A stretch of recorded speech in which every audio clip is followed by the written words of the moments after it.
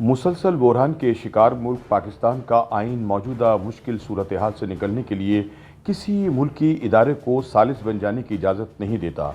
जो भी सालिसी होगी वो माहिरीन के बकौल मावराए आइन होगी। मुसलसल मुश्किलात के मारे पाकिस्तान के बासियों का अपने मुल्क के मुक़तदर इदारों पर एतमाद कम होता जा रहा है। इस मायूसी के ज़िम्मेदार ये इदारे खुद भी हैं और वो सियासतदान भी जिन्होंने इन मुक़तदर इदारों को सियासत में घसीटा है और फिर इन इदारों ने या तो अपनी हुदूद से तजावुज़ किया या वो सब ना किया जो इन्हें किसी बहरान से निमटने के लिए करना चाहिए था। पाकिस्तान में यूँ तो सिविल मिलिट्री ताल्लुकात का मसला गाहे बगाहे ज़ेर बहस आता रहता है, लेकिन समाजी और सियासी अमूर के माहिरीन का कहना है कि किसी भी जमहूरी माशरे में जहां आइन की बालादस्ती की रिवायत कायम हो, इसमें हर इदारा आइन और मुंतखब जमहूरी हुकूमत और अवामी नुमाइंदों के मातहत होता है। लेकिन बदकिस्मती से पाकिस्तान में इसके क़याम के बाद के इब्तिदाई चंद बरसों को छोड़कर बाकी वक्त कमज़ोर सियासतदानों और सिविलियन हुक्मरानों ने अपनी सियासी बालादस्ती के हुसूल और अपने मुखालफिन को नीचे दिखाने के लिए दर पर्दा या खुल्लम खुल्ला फ़ौज की इन मामलात में मुदाखलत की हौसला अफजाई की है।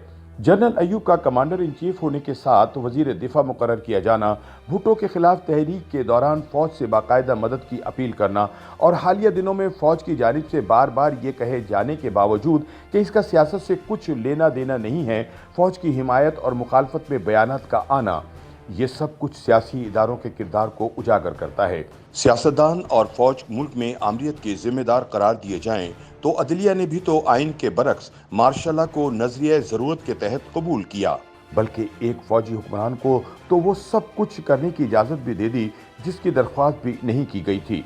अब सवाल ये पैदा होता है कि सियासी बहरानों या सियासी तात्तुल की सूरत में किसी इदारे को आगे आकर इसे हल करवाना चाहिए या किसी से रुजू किया जाना चाहिए। माहिरीन के दरमियान इस बारे में तो इत्तफाक राय है कि इन सूरतों में आइन से रहनुमाई ली जाए और इसकी तौज़ीह या वजाहत के लिए आला अदलिया से रुजू किया जाए, लेकिन इस बारे में आरा मुख्तलिफ हैं कि अमलन ऐसा होना मुमकिन है या नहीं। सियासी तज्ज़ियाकार डॉक्टर रसूल बख्श रईस का कहना था कि इस वक्त इदारों को अवाम का एतमाद हासिल करने में मुश्किलात का सामना है। सूरत हाल ये है कि पाकिस्तान के जितने भी मुख्तदर इदारे हैं, ख्वाह वो अदलिया हो, फ़ौज हो या कोई और इदारा, इन सब पर अवाम के एतमाद में बहुत कमी आई है और इदारों पर यह घटता हुआ एतमाद और इसके सबब पैदा होने वाली मायूसी ही दरअसल इस किस्म के सियासी बहरानों का सबब बनती है। और इसके ज़िम्मेदार ये इदारे खुद भी हैं और सियासतदान भी हैं जिन्होंने इन मुख्तदर इदारों को सियासत में घसीटा है। उनका कहना था कि बुनियादी तौर पर आला अदलिया को आइन की तौज़ीह करते हुए सियासी बहरानों के दौरान अंपायर या सालिस का किरदार अदा करना चाहिए, मगर इस पर एतमाद वो नहीं रहा जो होना चाहिए था। यह इलेक्शन कमीशन को आगे आना चाहिए, लेकिन इस पर भी सब एतमाद करने के लिए तैयार नहीं हैं।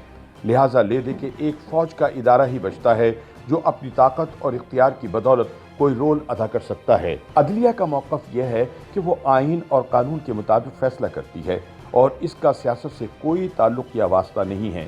माहिर सियासियात डॉक्टर फ़ारूक हसनात के मुताबिक किसी भी सियासी बहरान के सिलसिले में आइन से रुजू किया जाना चाहिए और इसने हर इदारे की जो हुदूद मुकर्रर कर दी हैं, इनसे आगे नहीं बढ़ना चाहिए। ख्याल किया जाता है कि दुनिया का कोई भी आइन नक़ाइस से पाक नहीं होता और बाज़ अमूर में आइन खामोश होता है। वहाँ मुल्क की आला अदलिया इस खला को पूरा करती है और आइन की मुख्तलिफ शिकों की तौज़ीह करके कोई नतीजा अख़ज़ करती है। लेकिन अगर अदालतों पर एतमाद में कमी हो जाए तो इसकी तौज़ीह को तमाम फ़रीक़ कबूल नहीं करते और तनाज़ा अपनी जगह बरकरार रहता है और ऐसे में एक ऐसे इदारे की ज़रूरत होती है जो ताकतवर हो और फ़रीक़ैन को अदलिया की तौज़ीह मानने पर मजबूर करने की क़ुव्वत रखता हो।